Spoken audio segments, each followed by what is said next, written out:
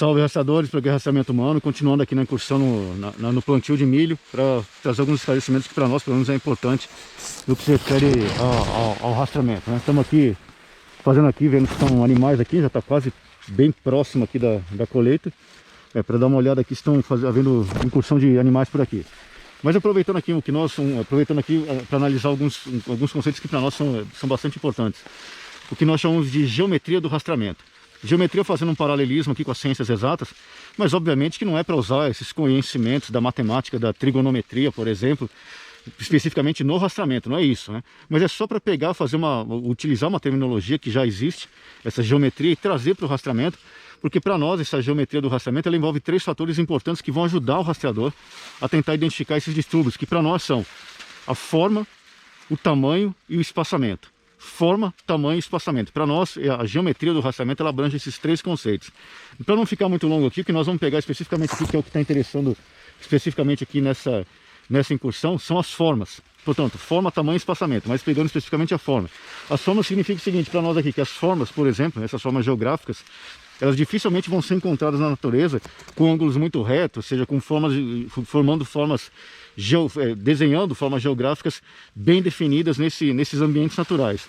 Claro, se for uma passada de uma pessoa que tiver calçado, usando calçado, daí sim, eventualmente pode ficar dependendo do tipo de terreno, de substrato, né? Daí vai ter que se analisar, por exemplo, o contorno daquele solado e também, se for possível, analisar os padrões do calçado daquele sapato, daquela bota que aquela pessoa está usando. Portanto, se for o rastreamento de pessoas e for possível encontrar, dependendo do tipo de terreno, não vai ser fácil encontrar isso, daí vai ser necessário analisar os contornos daquele solado e também o padrão das formas geométricas dentro daquele solado que vão ficar impressas no chão. Isso também não é uma certeza absoluta, porque a gente já pegou inclusive várias situações, missões reais de busca e salvamento terrestre, nos quais, por exemplo, a pessoa tinha problemas mentais, entrou descalça, por exemplo. Ou foi fazer uma trilha de chinelo, deixou o chinelo, que estava muito difícil progredir, e continua a pé. Ou entrou com uma bota, entrou no rio, por exemplo, a bota arrebentou e continuou a pé depois, né? Daí, inclusive, o rastreador vai ter que criar um mapa mental para tentar entender ali por que começou a rastrear o calçado de uma bota e depois ter que mudar e rastrear o calçado a pé. E aí, dos pés descalços. Mas aqui o que interessa para nós, como é rastreamento de animais, nós não estamos encontrando aqui especificamente, não estamos procurando especificamente aqui o solado de botas, mas, por exemplo, né, aqui dá para ver bem que houve movimentação aqui, né? Dá para ver bem os distúrbios, né? Os distúrbios, não está dando para ver especificamente, o solo está duro, né? Dá para ver chuva aqui, mas está bem duro o chão aqui, então não ficou registrado especificamente, mas dá para ver bem as forquilhas, né? Se olhar bem, dá para ver como se as forquilhas indicando que o deslocamento veio de cá para lá. As forquilhas, o que eu estou querendo dizer é isso aqui, né? Como se fosse aqui, né? Passando aqui, arrastando e deixando. Tem várias como se fossem ponta de flechas, né? Aqui, ali, indicando ali na frente. Estão indicando ali na frente.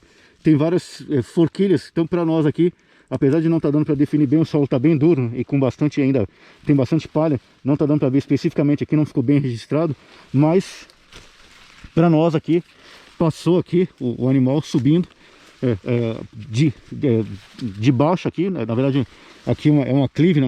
Sobe uma colina, veio lá da área de vegetação nativa, que é o vídeo anterior que a gente está analisando, que fez referência, passou por aqui, e a indicação dessas forquilhas aqui, como se fossem pontas de flecha, subindo aqui para cima, passou ali para cima, né? Subiu, foi indo aqui para cima. As espigas estão altas aqui, estão altas.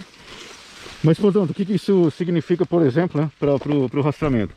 Como é rastreamento de animal, não dá para ver exatamente essas formas geométricas, especificamente como se fosse um solado.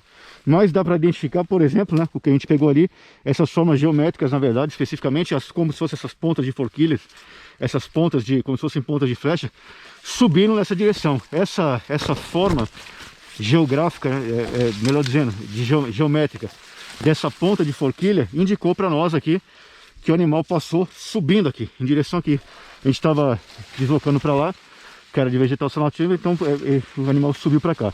Portanto, essa parte aqui, né, que nós denominamos aqui de geometria do rastreamento, ela serve para isso, né? É mais um conceito que pode eventualmente ajudar o rastreador a direcionar, né, a buscar o foco focalizar naquilo que ele está procurando, dependendo, claro, se for rastreamento de animais ou de pessoas. Essa, portanto, é mais uma dica do rastreamento humano. Fiquem todos com Deus, fiquem seguros, longa vida à República.